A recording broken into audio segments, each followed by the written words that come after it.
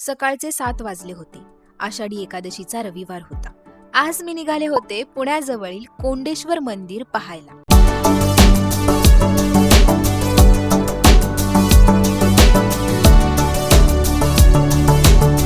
पुण्यापासून साधारण 65 किलोमीटर अंतरावर असलेलं हे ठिकाण निसर्गप्रेमी आणि भक्तांसाठी एक खूप सुंदर अनुभव आहे. मार्ग होता पुणे, कामशेत, जांभवली आणि कोंडेश्वर मंदिर. या प्रवासात शेवटपर्यंत नक्की माझ्यासोबत राहा, कारण आज तुम्ही एक मंदिर नाही तर या ठिकाणचं सौंदर्य, शांतता आणि खूप काही खास अनुभवही घेऊन जाणार आहात.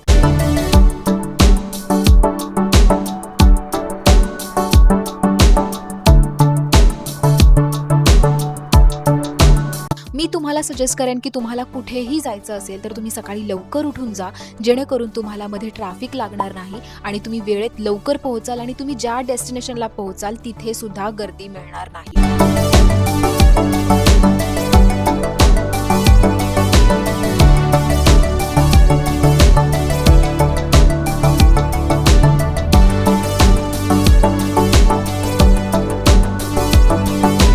कोंडेश्वर मंदिराकडे जाताना आजूबाजूला हिरवेगार डोंगर, त्यातून वाहणारे धबधबे आणि एकदम सुंदर निसर्ग अनुभवायला मिळतो.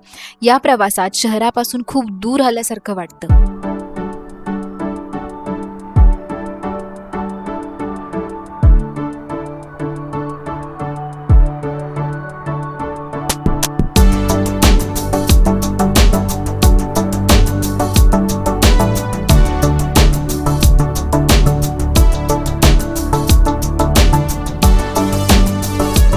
तुम्ही कुठल्याही प्रवासाला निघा, या सह्याद्रीच्या रांगा तुम्हाला भेट द्यायला नक्की येतात आणि निसर्गाचं सुंदर रूप तुम्हाला दाखवून जातात.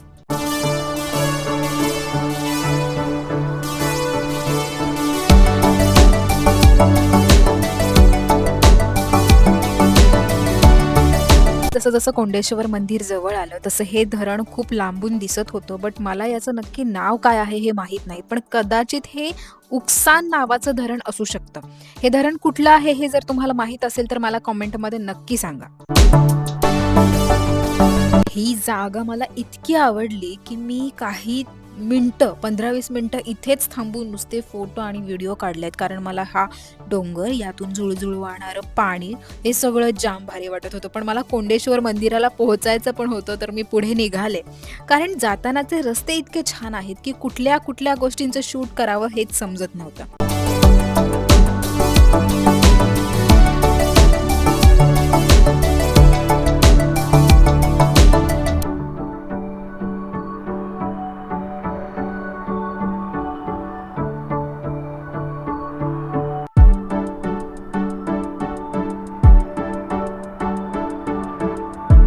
हलका हलका पाऊस येत होता, जात होता, पण जाम भारी वाटत होतं. आणि तुम्हाला सांगते, या वातावरणात ना एक सुखद थंडावा असतो.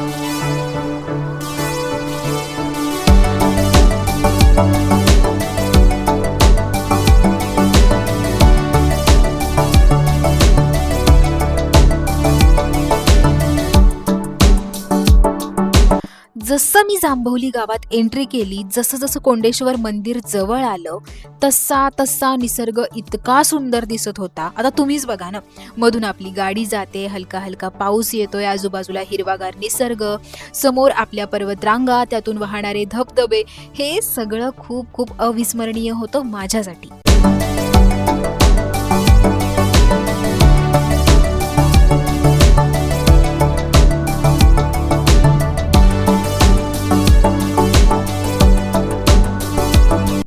फायनली मी कोंडेश्वर मंदिराला पोहोचले.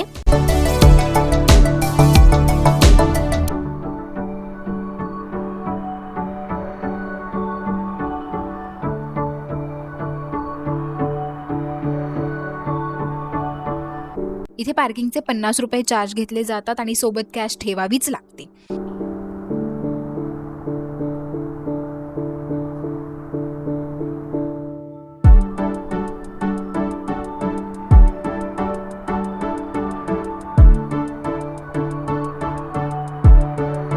भगवान शंकरांचं प्राचीन मंदिर असून सह्याद्रीच्या डोंगर रांगांमध्ये वसलेलं आहे. या मंदिराच्या बाहेरच्या बाजूला पूर्ण धुकं जमा झालेली आणि हे सगळं माझ्यासाठी खूप खूप खास होतं.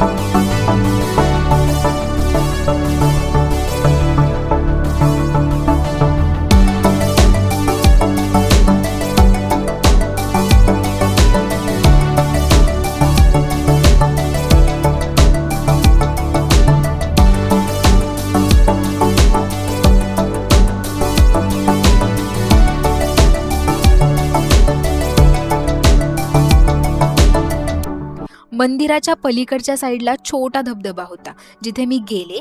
सकाळची वेळ असल्यामुळे तिथे फार गर्दीही नव्हती.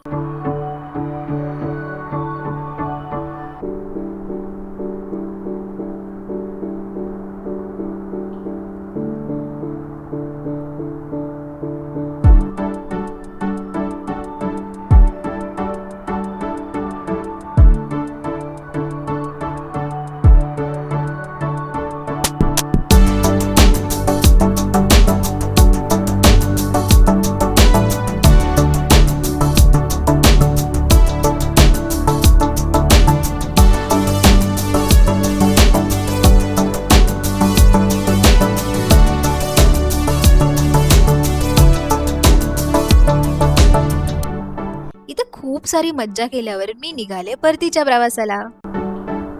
दुपारच्या 12च्या आसपास मी निघाले असेल घरी, तर बाहेर पाहते तर काय, बाहेर पूर्ण रस्त्यावर सगळीकडे धुकं जमा झालेलं. वाव.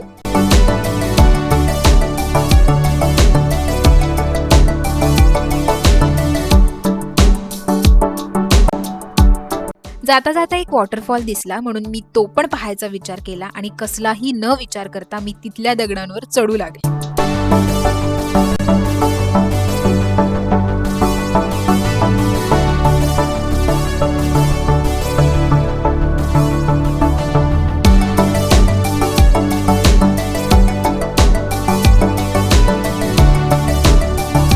जसजसं मी वर गेले तसं मला खूप सुंदर दृश्य दिसू लागलं. दूरवर असणारं पाणी, झाडं, डोंगर आणि हा रस्ता दिसतोय ना, तिथून मी वर चढत आले होते.